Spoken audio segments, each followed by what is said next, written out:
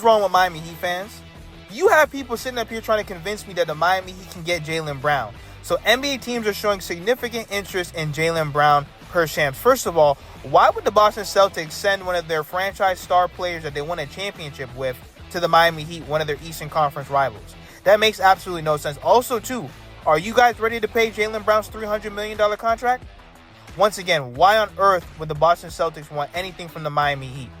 We don't have the assets. We don't have the young guys. And once again, usually the same conference teams, they always never make trades together. They send them to the other conference. Let's get into the video. Prefer not to trade Jaylen Brown and Derek White. But listen, the offers that they're getting right now and the conversations are going to be had, does it reach the value? And that's the question. So you're looking at a lot of potential movement around the Celtics, and last night was just the start of that. Shams, are you telling me there's a whole bunch of people out there as suitors for Jaylen Brown, even though he's in the midst of a $304 million contract? There are multiple teams that have significant interest in Jaylen Brown. And you think about, for sure, the contract is steep. I understand it. But listen, there are teams, especially in today's NBA, especially in the Eastern Conference, and now what we're seeing in the Western Conference too, it's an arms race in the West. So even if you're a team that's meddling in the playoffs, you're trying to get there, you're trying to make a swing. And I think what we're going to see now in both conferences is a lot of activity. So please, Miami Heat fans, we have to be realistic when it comes to these trades. I understand you guys want Jaylen Brown and all these other guys, but it's just not a possibility. I think the only way we get a star is if a random star tries to axe out, and it's going to be similar to a Jimmy Butler situation where we could just sneak him in right at the last second. But other than that, teams do not want to deal with the Miami Heat. Why? Because they feel like they're going to get fleeced by Pat Riley. Even if Pat Riley gives them a decent deal, you're still going to have the NBA media come out and try to discredit everything that the Miami Heat want to offer and say you're going to get fleeced. Don't let Pat Riley do it. Why? Because they have jealousy and envy. I'm telling you guys, they have not forgiven us for what we've done with the Big Three, with LeBron James, D. Wade, and Chris Bosh. We are still paying the consequences from us formulating that team. Now, I never thought I would ever hear this, but this is what I mean by anyone can be traded. Nuggets president John on the team building within the second apron limits. The wrong person gets injured, and very quickly you're in the scenario that I never want to have to contemplate, and that's trading Nikola Jokic. I'm telling you guys, this new CBA is no joke. And what you guys have to understand is these new GMs, the presidents, and these new owners, they're not playing with this modern NBA nonsense where you have players that don't want to play or they get injured or they don't want to listen to their team. They're going to be moved. They're going to be traded. Look at what the Boston Celtics did. They paid all their players that money. Drew Holiday, Porzingis, Jaylen Brown, and Tatum, and Derek White. And guess what? Now Porzingis is traded and Drew Holiday is traded. Why? Because they won their championship. None of these teams are going to want to pay into the luxury tax. It just doesn't benefit them going, especially when you're not winning. Unless you're Steve Ballmer and you believe in the fraudulent Clippers, no one wants to continue to pay in the luxury tax, especially to lose. The Miami Heat also have Andrew Wiggins on the trade block. So the Lakers have checked in on Andrew Wiggins. They have asked the Miami Heat about what the price would be. Let's get into the video. I will say that the Lakers, again, because of their relationship with Pat Riley, I would imagine they are very well in tune with what Pat thinks of what he saw from Andrew Wiggins, which I don't think was all that great. I don't know.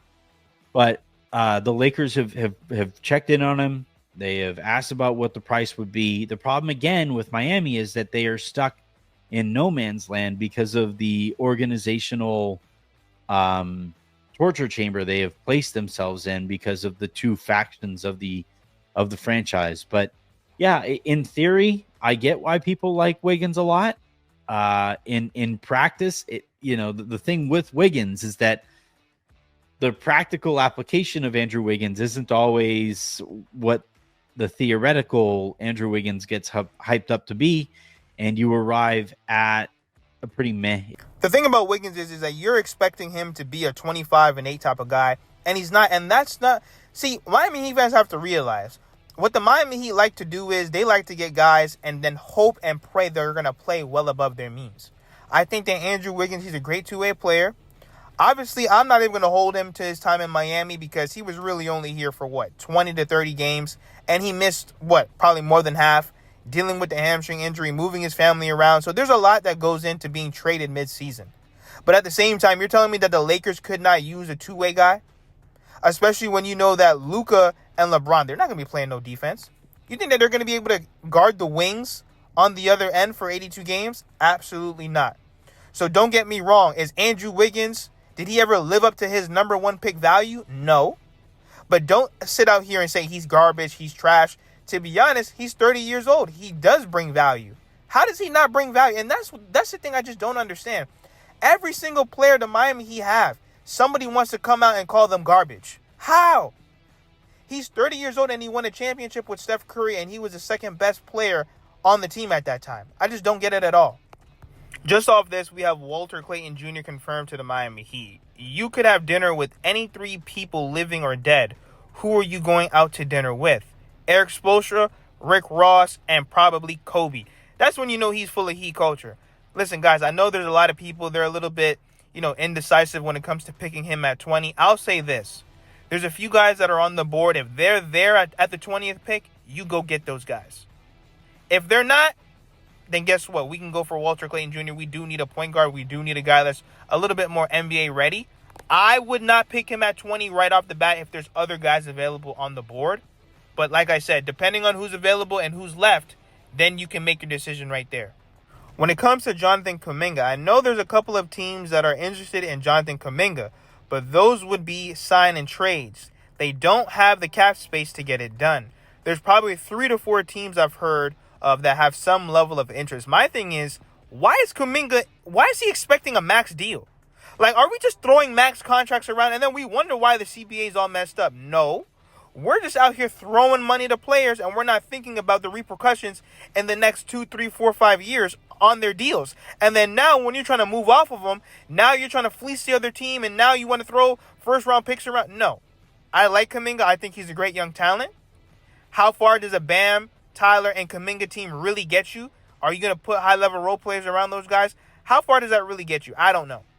But all I'm saying is, if the Golden State Warriors are hesitant to pay him, why am I going to now try to give him a max deal? Why?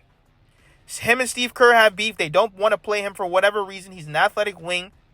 But then at the same time, like I said, I can't justify giving him a max deal. I'm going to have to give him a prove-it deal and then see where it goes. Let me know what y'all think in the comments. Hit that subscribe button. And thank you for all the support.